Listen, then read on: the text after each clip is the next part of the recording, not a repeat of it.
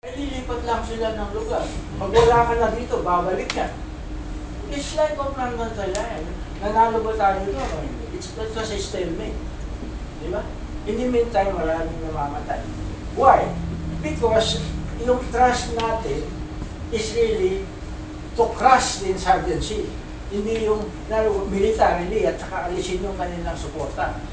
Which to me is not the proper approach. The proper approach is we have a peace negotiation. Pakinggan natin kung ano yung demands nila. At doon tayo mag-meet. Siyempre sa negotiation, you meet halfway. Hindi yung gusto mo, yung lang mangyayari.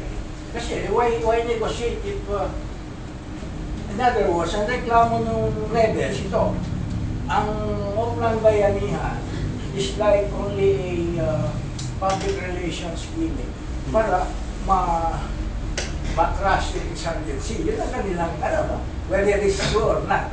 But I think there is an element of truth in it. Kasi kung nakuha mo yung lugar, no? Through all this, wala na silang base. Yun ang theory. No? They cannot operate there anymore kasi support sa Rebelde. Halimbawa, yung mga katutubo, indigenous people. Ang kanilang grievances, yung ancestral land nila, nakuha ng mining companies. And yet, you are there to protect the mining companies. How will they believe you? Diba?